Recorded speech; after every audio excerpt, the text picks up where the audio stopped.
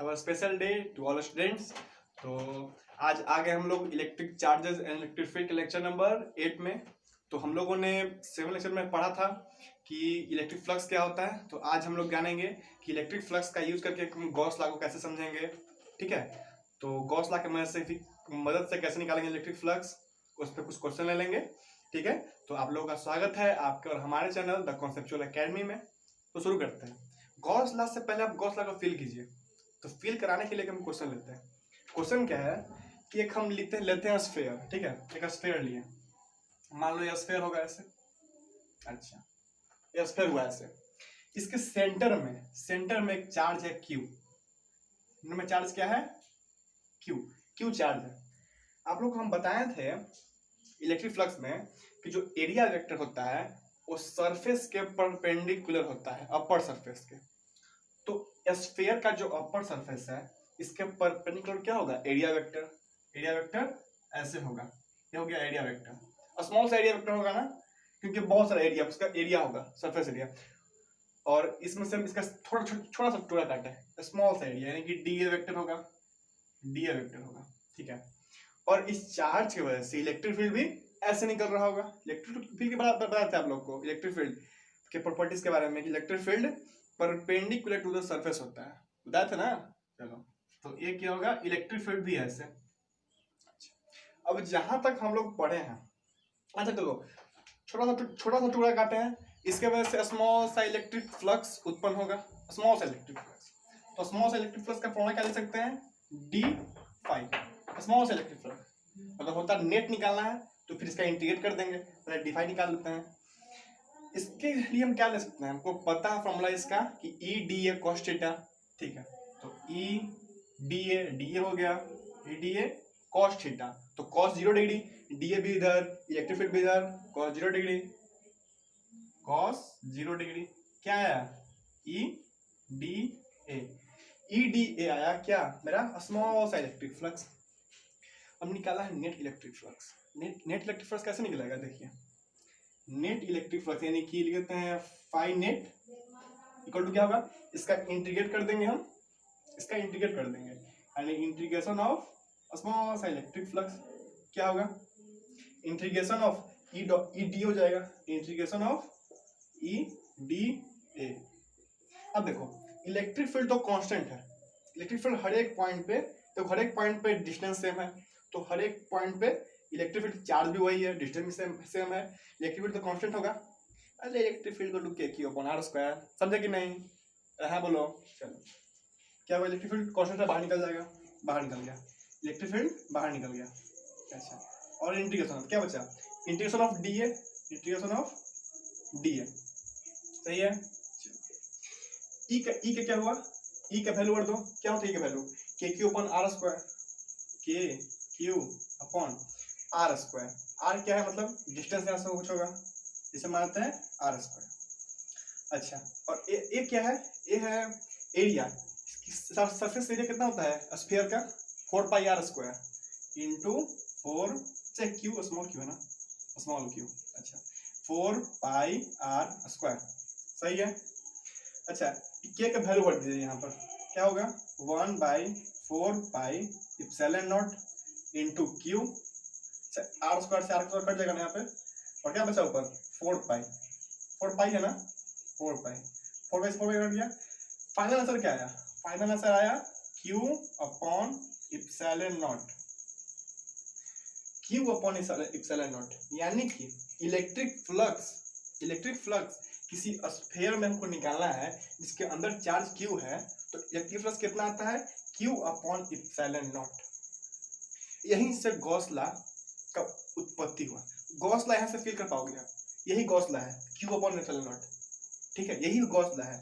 Gauss law यही बताता है, लिख लेते हैं, आप लोग भी लिख लीजिए। ये समझ गए यहाँ तक? अच्छा, अब लिख देते हैं Gauss law. Gauss law important है, आप लिखिए, क्योंकि गॉस लॉ की मदद से ही हम लोग इलेक्ट्रिक फ्लक्स निकालना बहुत आसानी होता है।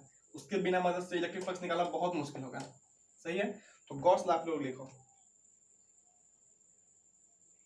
Gauss law. गॉस लॉ हमको ये बताता है कि the net electric flux the net electric flux कैसे लिखते हैं, electric flux inside a closed surface, net electric flux of लिखते हैं, of a closed surface, a closed surface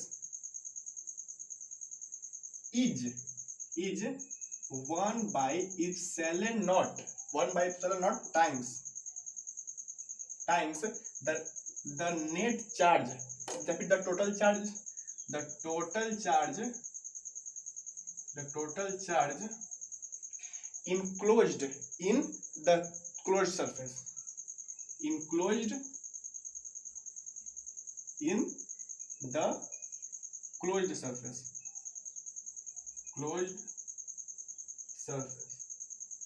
feel करो इसको, देखो बताता है हमको गॉस लॉ इतना ही, अगर कोई स्फीयर है, स्फीयर मान लो, स्फीयर ऐसे गोल होगा, ठीक है, उसके अंदर अगर चार्ज क्यू है, तो गॉस लॉ हमें ये बताता है उसके अंदर अगर 5 कूलम है तो 5/ε0 उसका हो जाएगा इलेक्ट्रिक फ्लक्स, ठीक है।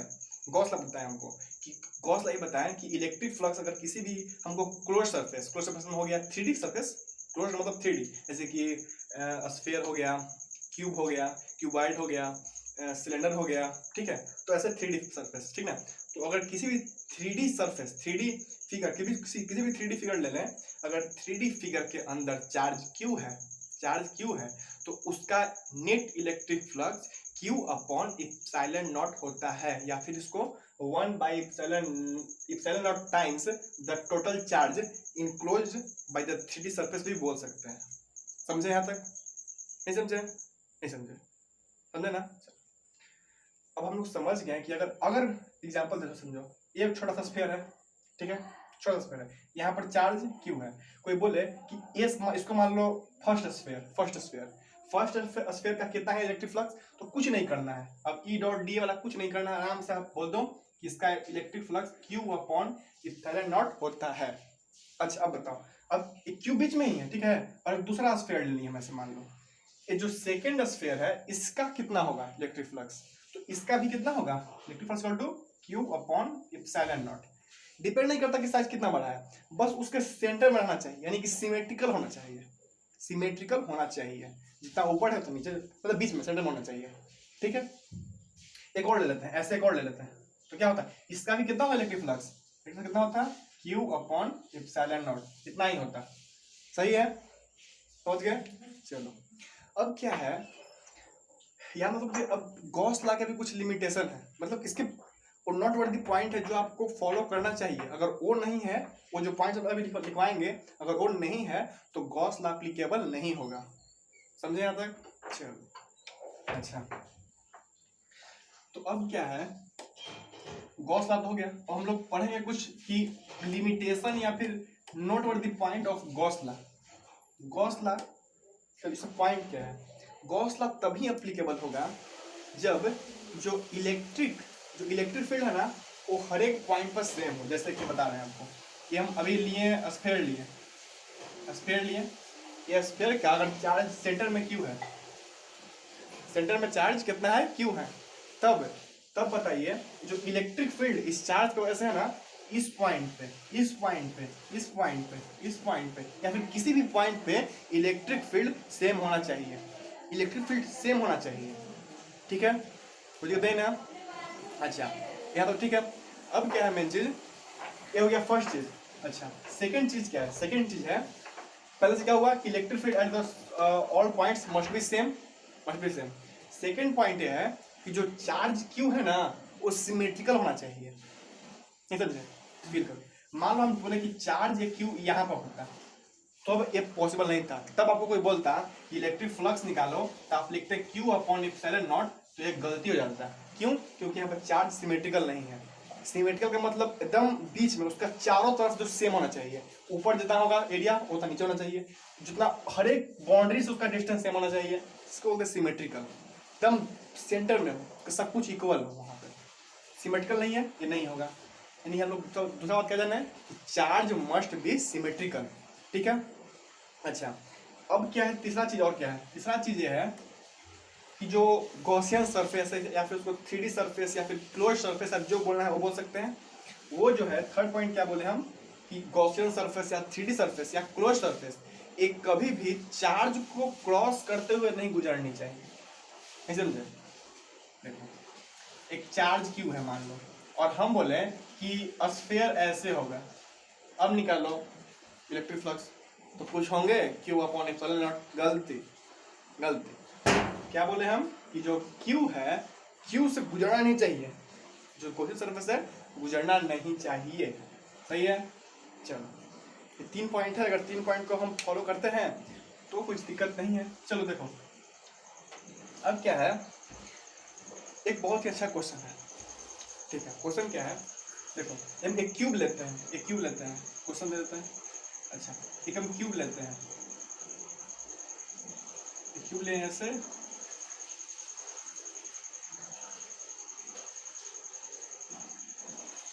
अच्छा एक क्यूब है, क्यूब के एक पॉइंट पे, क्यूब के एक पॉइंट पे हम चार्ज रखें क्यू, सही है।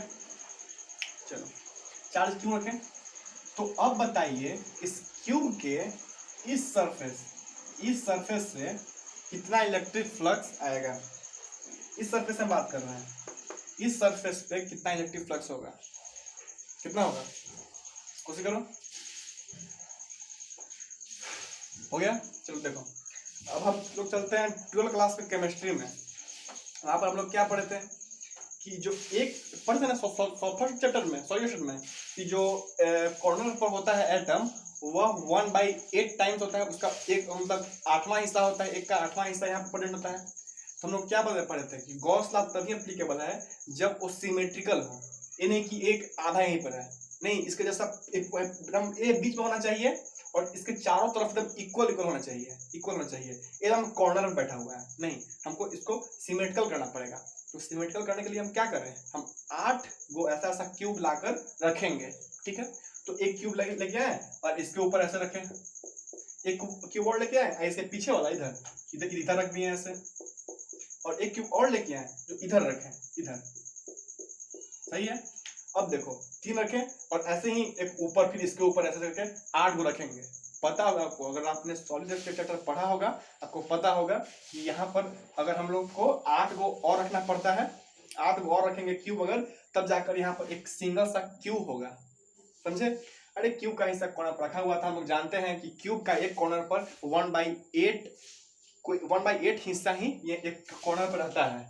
तो हम बताए थे आप लोगों को कि जो चार्ज है वो सिमेट्रिकल होना चाहिए, इसलिए सिमेट्रिकल बनाने के लिए हम लोगों को 8 गो क्यूब और लाना पड़ेगा। तो लाने पर हम लोग देख रहे हैं कि इसका ए वाला हिस्सा बंद हो गया, ऊपर वाला हिस्सा बंद हो गया और पीछे वाला हिस्सा बंद हो गया।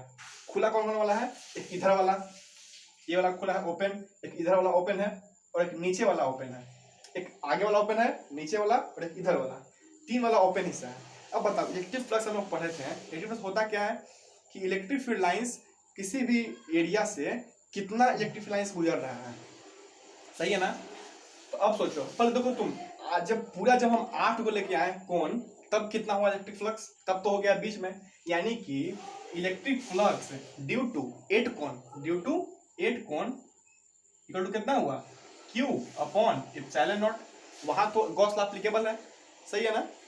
लेकिन हम लोग तो पता करना है एक क्यूब के लिए, एक क्यूब का एक सरफेस के लिए, तो पहले एक क्यूब निकालते हैं। Electric flux due to for एक कोण कितना होगा, एक क्यूब है ना, एक क्यूब है सॉरी, एक क्यूब है, एक क्यूब के लिए कितना होगा Q बटा 8 एप्सिलॉन नॉट।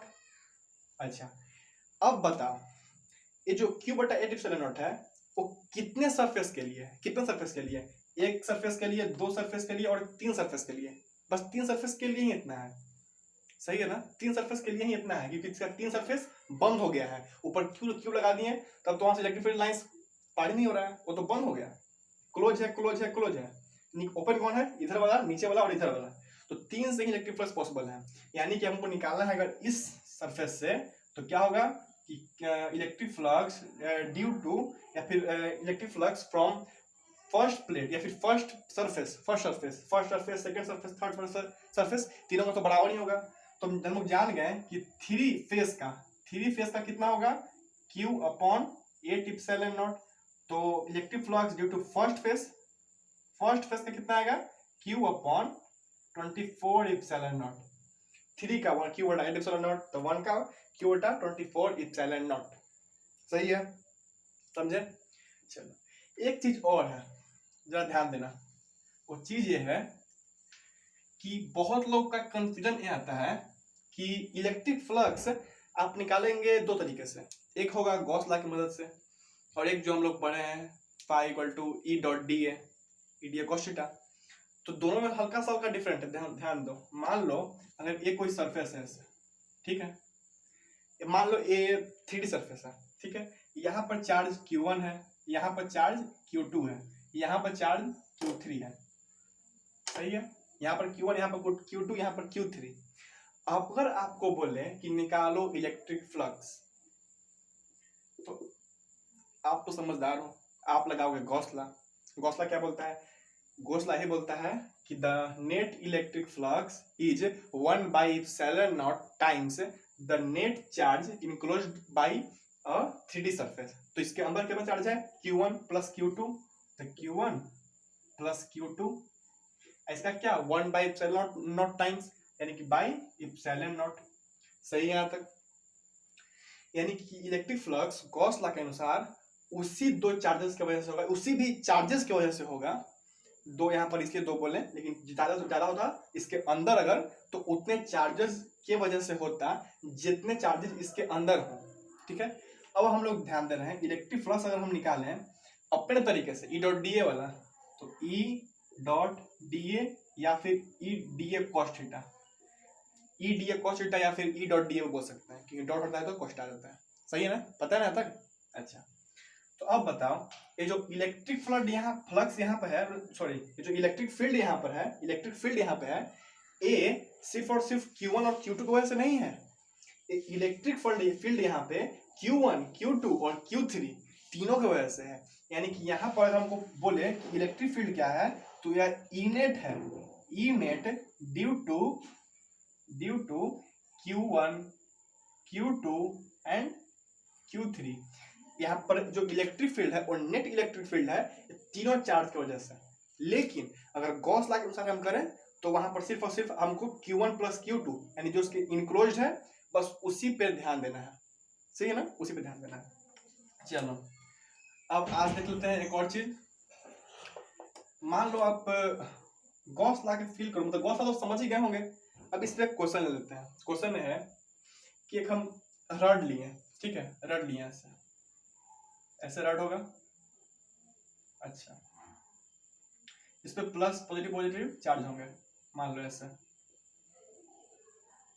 हो गया पॉजिटिव चार्ज। अब बोले एक बहुत बड़ा रड है, इनफाइनाइट साइज रड है, इनफाइनाइट माइनस इनफाइनाइट, ठीक है, बहुत बड़ा रड है। अब बोले कि निकालो इसका इलेक्ट्रिक फ्लक्स, तो जान लो कि कोई भी लीनियर अगर तार है, कोई भी अगर सीधा चीज है, सीधा चीज, तो उसके वजह से जो बनता है गॉसियन सरफेस वो सिलिंड्रिकल होता है। तो इसके वजह से कैसा बनेगा इसके वजह से कैसा बनेगा गॉसियन सरफेस, तो होगा गॉसियन सरफेस कैसा बनेगा? सिलिंड्रिकल, यानी कि ऐसे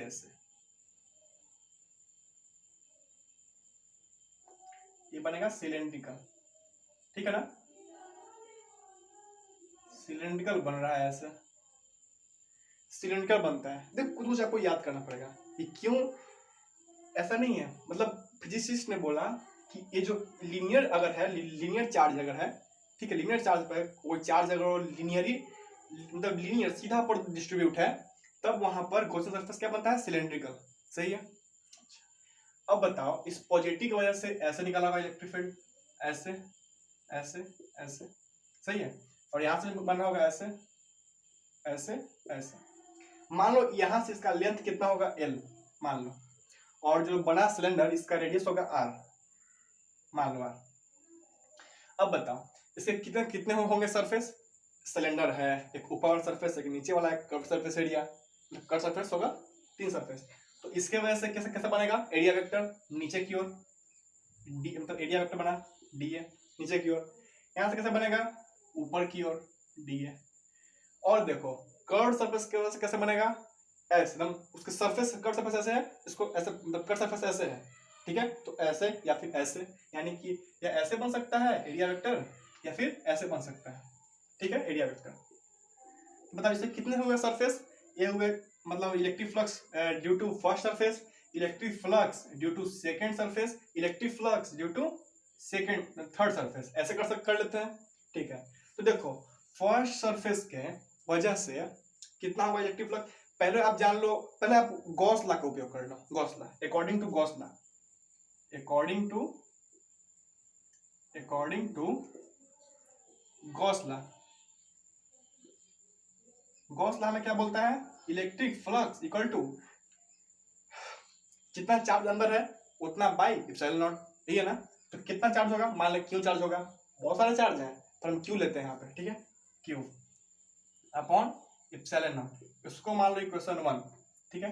अब तुम इलेक्ट्रिक फ्लक्स निकालो अपने तरीके से, अपने तरीके से, क्या उसका फॉर्मूला है, इलेक्ट्रिक फ्लक्स इक्वल टू, निकालो कि इलेक्ट्रिक फ्लक्स नेट कितना होगा, electric flux net equal to electric flux due to first surface plus electric flux due to second surface plus electric flux due to third surface. देखो first surface से जा रहा है area vector नीचे और electric field area vector नीचे और electric field ऐसे, तो कितना बन रहा है एंगल 90 डिग्री, इलेक्ट्रिक फील्ड ऐसे एरिया वेक्टर नीचे 90 डिग्री बन रहा है, तो cos 90 का मान 0, तो क्या होता है फॉर्मूला इसका, ई D A cos theta, E D A into zero, E D into zero यानी कि 0 हो गया, यानी कि यहाँ पे इलेक्ट्रिक फ्लक्स होगा ही नहीं। इस पे भी वही हाल है, ये ऊपर जा रहा है एरिया वेक्टर, इलेक्ट्रिक फील्ड ऐसे 90 हो रहा है, यानी यहाँ भी electric flux 0, E D A cos theta, theta का मान 90, तो cos 90 का मान 0, ई डी ए इंटू 0 0 हो गया। लेकिन कर्व सरफेस की वजह से बन रहा है, कितना बन रहा है, ई डी ए कॉस थीटा, यानी कि फर्स्ट वजह से कैंसिल 0, इसकी वजह से 0, इसके वजह से कितना होगा, ई D A cos theta, E D A cos theta, cos theta कितना होगा, cos 0 डिग्री का मान 1, यानी कि ई डी ए हो गया, सही है। अच्छा इसको मान लो इक्वेशन 2, इक्वेशन 2 मान लो। अच्छा अब बात बताओ आप, अच्छा एक क्या है, हम इसका इंटीग्रेट करते हैं कि एक छोटा सा टुकड़ा काटे हैं यहाँ पर ना, एक छोटा सा टुकड़ा काटे हैं, ऐसा सब बहुत सारा काटेंगे टुकड़ा, तब जाकर ना पूरा होगा। एक छोटा सा यहाँ पर लिखे एरिया वेक्टर, इसे कट सरफेस एरिया, देखो ऐसे कट सरफेस एरिया है ना, समझ रहे हो, एक छोटे से एरिया की वजह से निकाले इलेक्ट्रिक फ्लक्स, यानी स्मॉल सा इलेक्ट्रिक फ्लक्स है, स्मॉल सा इलेक्ट्रिक फ्लक्स, या स्मॉल सा इलेक्ट्रिक फ्लक्स, ठीक है। तो अब देखो अब क्या होगा, नेट इलेक्ट्रिक फ्लक्स कितना होगा, नेट इलेक्ट्रिक फ्लक्स यहाँ पर मत आने क्वेश्चन, नेट इलेक्ट्रिक फ्लक्स क्या होगा, integration of E D A, E निकल जाएगा बाहर, क्या होगा ई, और integration of D A, integration of D A क्या होगा, अरे एक छोटा सा टुकड़ा काटते हैं, फिर और काटते हैं और काटते हैं, सबको जोड़ दिए, जितना इसका होगा कट सरफेस एरिया उतना ही होगा ना, यानी integration of D A equal to A, और ए कितना है यहाँ पर, यानी ये मान लो, और एरिया क्रॉस सरफेस एरिया, मतलब क्रॉस सेक्शन एरिया कितना होता है इसका, कर्व सरफेस एरिया कितना होता है इसका सिलेंडर का, 2 पाई आर एच, यहाँ पर एच कितना है, एल है, तो 2 पाई आर एल, अरे इसका सी एस यार 2 पाई आर एल, समझे ना। चलो एरिया को हटा क्या लिख सकते हैं हम लोग, 2 pi R L, 2 pi R L, सही है। समान क्वेश्चन 2। आप लोग को पता होगा एक चीज कि lambda equal to charge upon length, बताए थे हम पिछले लेक्चर में बताए थे, लेमडा इक्वल टू होता है, लेमडा बताता है कि चार्ज डेंसिटी कितना है, charge upon length, fixed length पर कितने चार्ज हैं, इसको बोलते हैं lambda, lambda equal to Q upon L, तो क्यू इक्वल टू लिख सकते हैं लेमडा इंटू एल, लिख देना, इसको हटा के क्या लिखते हैं यहाँ पर हम, lambda into L, lambda into L. अब देखो इलेक्ट्रिक फ्लक्स इक्वल टू कितना है गॉस लॉ के अनुसार, और ये हम लोग पढ़े अपना वाला, कितना है मेरा इलेक्ट्रिक फ्लक्स कितना है, net equal to 2 E into 2 pi R L, है ना, ये दोनों को RHS मतलब LHS इक्वल टू LHS, इसलिए RHS इक्वल टू RHS, ठीक है। तो क्या आया मेरा फाइनली, क्या आया, when we compare equation 1 and 2 then we get, क्या we get, E 2 pi R L equal to lambda into L by epsilon naught, L से एल कट गया। अच्छा अब बताओ कितना है हमारा इलेक्ट्रिक फील्ड इक्वल टू, यहाँ लिख देते हैं इलेक्ट्रिक फील्ड इक्वल टू कितना आया, lambda by 2 pi epsilon not, 2 pi epsilon not, कितना है 2 पाई एप्सिलॉन नॉट आर, यहाँ पर आर भी तो है। अच्छा ये मेरा आया इलेक्ट्रिक फील्ड, सही है ना, यानी कि ये मेरा इलेक्ट्रिक फील्ड आया, सही है। अब इलेक्ट्रिक फील्ड ऐसे ही आप निकाले इस इनफाइनाइट लॉन्ग रड के कारण बताएं आप निकाले इलेक्ट्रिक फील्ड किसके मदद से, गॉस लॉ का मदद से, और ये जो इलेक्ट्रिक फ्लक्स का पढ़े थे ई डॉट डी ए उसके मदद से, यानी दो चीज का मदद लिए हैं हम और इलेक्ट्रिक फील्ड निकाल दिए। तो ऐसे ही इलेक्ट्रिक फील्ड हम लोग निकालेंगे चार और है, ठीक है, मतलब कि चार सरफेस, एक ले लेंगे सिलेंड्रिकल, एक ले लेंगे स्फेरिकल, ठीक है।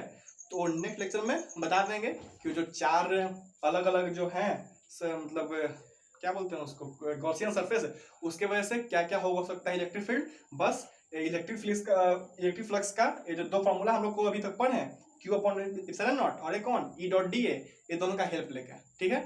तो मिलते हैं नेक्स्ट लेक्चर में, तब तक पढ़ते रहिए। All the very best.